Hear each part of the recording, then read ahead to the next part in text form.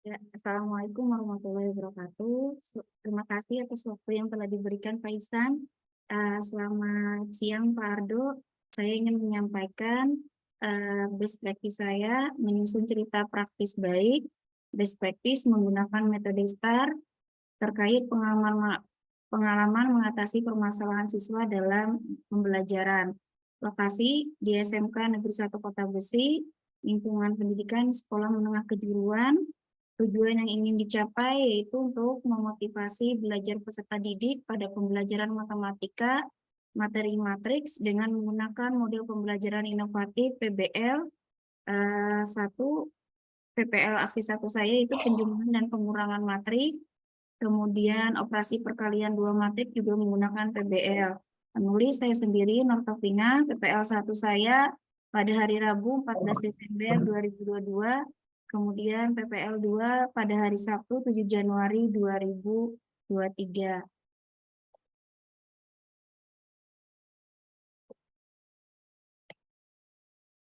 Kondisi yang menjadi latar belakang masalah, yang pertama adalah materi yang disajikan kurang menarik, 2, peserta didik kurang paham tentang konsep-konsep matematika, 3, peserta didik tidak mengulang-ulang soal terkait dengan matematika dasar. Kemudian keempat, guru lebih banyak menggunakan metode ceramah dibanding di mana komunikasi hanya terjadi satu arah sehingga peserta didik kurang mendapatkan kesempatan untuk mengkonstruksikan ide-ide matematika. Kemudian yang kelima, kurangnya pendekatan personal terhadap peserta didik dalam pembelajaran. 6, kurangnya konsentrasi peserta didik selama proses pembelajaran. 7, belajar peserta didik tidak efektif. 8, kurangnya kematangan dan kesiapan peserta didik dalam menghadapi pembelajaran. Kemudian yang kesembilan, 9, guru belum bisa menentukan model pembelajaran inovatif yang tepat untuk diterapkan pada peserta didik. 10,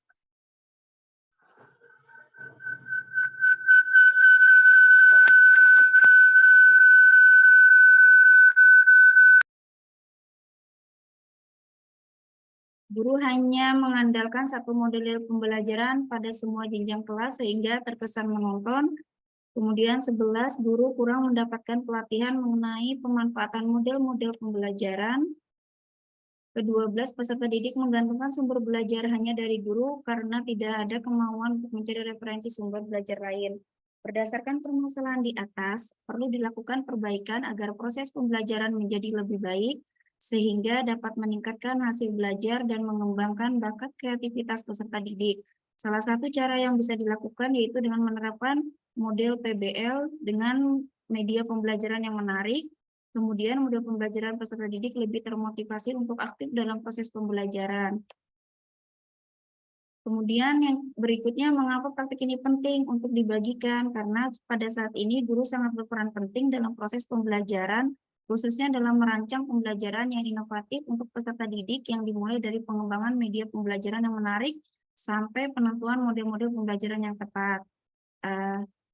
Kemudian yang pada akhirnya dapat meningkatkan motivasi belajar peserta didik berdasarkan praktek pengalaman PPL yang telah saya lakukan sebanyak 2 kali, aksi 1 sampai aksi 2, saya menggunakan model pembelajaran PBL dengan submateri pokok pembahasan yaitu operasi penjumlahan dan pengurangan matrik menggunakan PBL dan operasi perkalian 2 matrik menggunakan PBL. Selain itu juga agar bisa menjadi motivasi bagi saya sendiri maupun para pendidik lain untuk terus berinovasi dalam pendidikan dan juga sebagai inspirasi bagi para pendidik lain yang memiliki masalah yang sama seperti yang saya alami dan sebagai pemilihan model pembelajaran inovatif yang ingin diterapkan. Peran dan tanggung jawab saya dalam praktek ini yaitu saya yang berperan dan tanggung jawab saya sebagai seorang guru adalah ketika menemukan masalah dalam pembelajaran, maka saya harus berupaya untuk menyelesaikan dengan berkolaborasi dengan berbagai pihak agar masalah tersebut dapat teratasi. Kemudian saya juga harus bisa merancang pembelajaran yang bermakna bagi peserta didik yang sesuai dengan perkembangan zaman ketika hasil belajar peserta didik rendah, karena terkadang faktor tersebut bukan hanya berasal dari diri peserta didik dan lingkungan, tapi juga dari guru sendiri. Untuk itulah guru harus kreatif, inovatif dalam merancang pembelajaran yang menarik dan bermakna bagi peserta didik. Guru sebagai fasilitator yang membimbing peserta didik dalam proses pembelajaran, baik dalam proses pemahaman konsep, diskusi kelompok, presentasi hasil, maupun dalam pembuatan proyek serta memberikan pengalaman belajar yang bermanfaat di masa yang akan datang.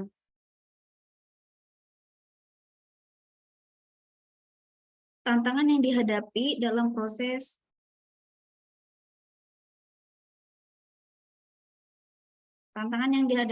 proses pembelajaran setelah dilakukan refleksi terhadap kegiatan sebelum, selama, dan setelah proses pembelajaran dapat disimpulkan bahwa tantangan yang dihadapi saya yaitu menyusun perangkat pembelajaran yang terdiri dari RPP, LKPD, media pembelajaran, lembar penilaian, sikap sosial, pengetahuan, dan keterampilan, serta modul ajar. Kedua, menyiapkan sarana dan prasarana yang dibutuhkan dalam proses pembelajaran. Tiga, berikut tantangan yang saya hadapi dalam penerapan model pembelajaran. Yang pertama, model pembelajaran PBL, guru dan peserta didik masih belum terbiasa melakukan proses pembelajaran menggunakan model PBL. Kemudian yang kedua, pada awal penerapan model PBL, guru masih kesulitan memanajemen waktu agar sesuai dengan waktu yang direncanakan di RPP. Ketiga, rancangan yang telah dibuat di RPP masih ada yang belum dilaksanakan. Kemudian yang keempat, masih ada peserta didik yang kurang aktif dalam kegiatan diskusi. Yang kelima, masih ada peserta didik yang belum percaya diri untuk mempresentasikan hasil laporannya di depan kelas. Yang terlibat pada PPL aksi 1 dan aksi 2 saya yaitu peserta didik sebagai sentral dalam proses pembelajaran, 2, guru sebagai fasilitator, 3, dosen dan guru pamong sebagai pembimbing dalam proses melaksanakan PPL, 4, rekan sejawat yang membantu terlaksananya kegiatan ini. Kemudian langkah-langkah yang harus dilakukan oleh guru sesuai dengan tantangan yang dihadapi antara lain yaitu pemilihan model pembelajaran. Strategi yang dilakukan guru dalam pemilihan model pembelajaran adalah dengan memahami karakteristik siswa dan karakteristik materi. Berikut ini guru memilih model pembelajaran PBL pada aksi 1 dan aksi 2. Proses pemilihan model ini pertama guru mempelajari apa saja model-model pembelajaran inovatif, kemudian memahami karakteristik siswa dengan melihat kemampuan dasar dan kebiasaan peserta didik dan melihat karakter materinya juga.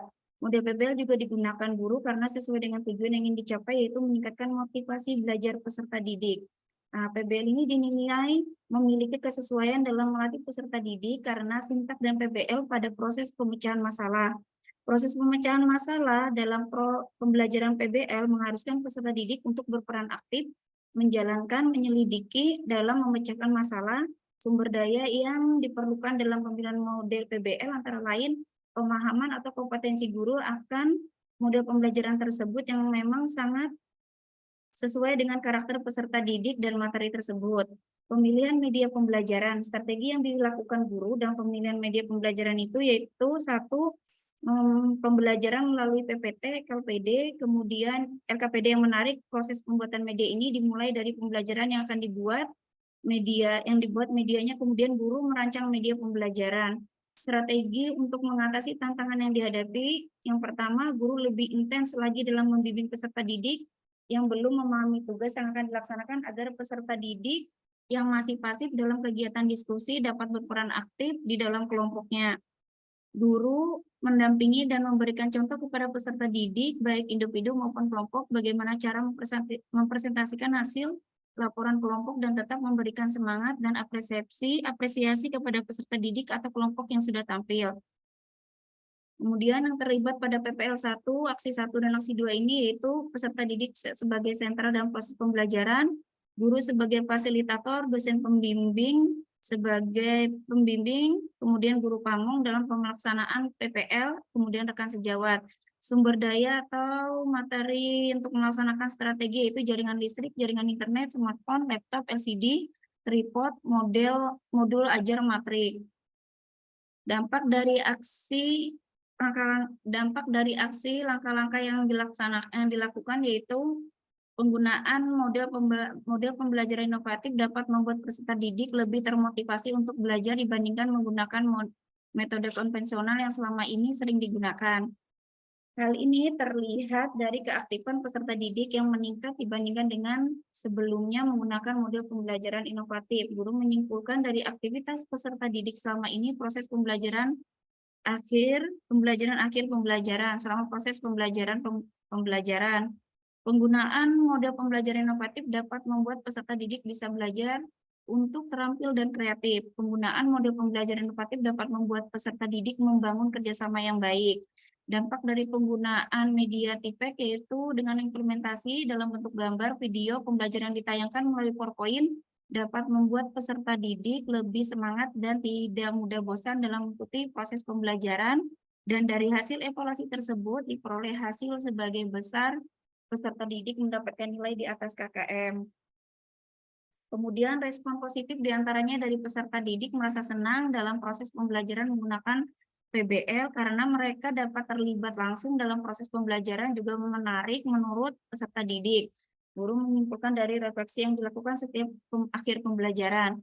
Kemudian dari teman sejawat secara keseluruhan sudah dapat mengkondisikan kelas dengan baik langkah-langkah pembelajaran sesuai dengan sintak-sintak model pembelajaran PBL, peserta didik dapat terlibat aktif selama proses pembelajaran serta penerapan model pembelajaran inovatif yang sesuai dengan karakteristik materi pelajaran yang akan dipelajari peserta didik dapat meningkatkan minat dan motivasi belajar siswa. Faktor keberhasilan pembelajaran pada aksi 1 dan sampai 2 sangat ditentukan oleh penguasaan guru terhadap model pembelajaran, materi pembelajaran, media pembelajaran, dan langkah-langkah pelaksanaan rencana pembelajaran yang telah dibuat sehingga dapat meningkatkan motivasi peserta didik. Kemudian faktor ketidakberhasilan dari pembelajaran pada aksi 1 dan aksi 2 terlihat dari beberapa peserta didik masih kurang aktif saat berdiskusi. Hal ini terjadi karena peserta didik tidak terbiasa dengan pembelajaran yang menuntut mereka untuk berpikir kritis untuk menyelesaikan permasalahan yang disajikan oleh guru. Selain itu juga masih ada beberapa siswa yang masih malu-malu saat diminta maju mempresentasikan hasil diskusi kelompok. Demikian hasil dari best practice saya kembalikan lagi ke Pak Ihsan, mohon masukan dari Pak Ardo, terima kasih. Oke, berarti langsung saja ke Pak Ardo. Untuk Pak Ardo, tanggapan dan kritik dan saran kami mohon bantuannya. Pada Pak Ardo kami persilakan. Ya, ini sedikit aja ini, dan kebetulan mungkin di yang lainnya juga ada sesuatu yang kalau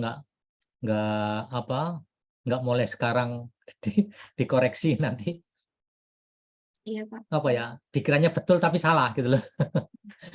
Ini ya, dengan yang lainnya juga itu ya. Kan ada sering kalimat tuh dengan menggunakan PPT gitu ya. Tolong jangan PPT, PPT itu filenya ya. PowerPoint diganti aja itu. Jadi aneh gitu. Nanti kalau dokumen nanti doc kan aneh, ada juga padahal menggunakan Word kan. Jadi diusahakan pembelajaran dengan menggunakan PowerPoint. Karena PPT itu saya khawatir PPT itu anunya itu filenya itu ya. agak aneh gitu. Karena dari tadi itu dengan pembelajaran dengan menggunakan PPT ini repot. PPT itu sebetulnya juga bukan singkatan dari PowerPoint, sebetulnya bukan tuh. Saya tahu PPT itu sebetulnya itu file dari PowerPoint gitu. Padahal untuk tayangan itu tidak mesti harus PPT ya. Nah, seperti kalau Pak Iksan tuh kalau memanfaatkan GeoGebra nggak mungkin ditulis PPT. Ya ditulis juga GeoGebra kan. Nah, itu ya. Itu aja mungkin yang lainnya nanti juga gitu, karena sering kadang-kadang ini kalau ini singkatan juga bukan ya kan. Kalau PBL memang langsung singkatan ya, problem based learning. Kalau PPT itu sebetulnya bukan singkatan dari PowerPoint sebetulnya itu. Itu hanya kebetulan saja itu filenya itu file PPT gitu loh. Mungkin itu aja yang ya kebetulan saya saja masih ingat ya untuk itu.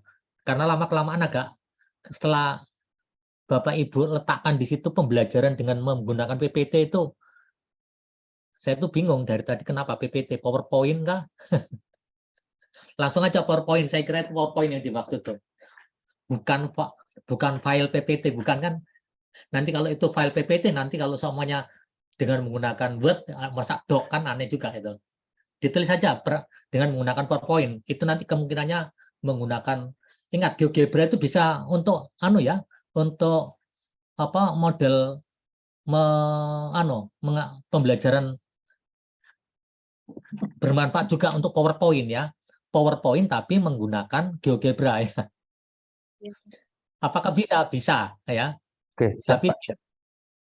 tapi tidak menggunakan PPT yang PowerPoint itu ya, aplikasi itu ya. Jadi ini supaya kita tahu ya, ingat untuk PowerPoint itu mesti tidak harus file dari PowerPoint si PPT tadi itu. Kalimat PowerPoint itu berarti kan poin-poin ya yang menjadi kekuatan. Nah, itu bisa juga menggunakan GeoGebra. Untuk tayangan itu bisa. GeoGebra itu lengkap.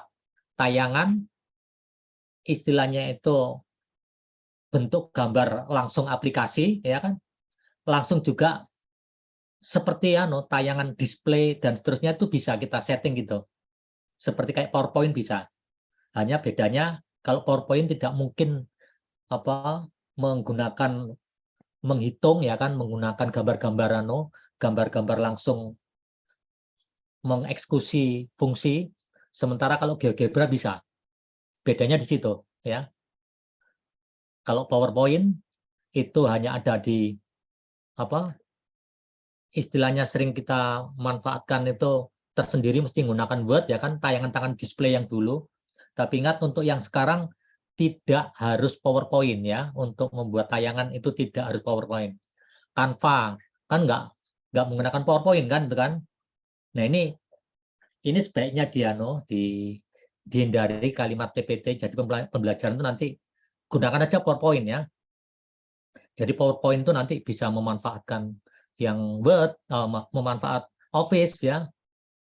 Tapi bisa juga PowerPoint-nya menggunakan Canva ya kan.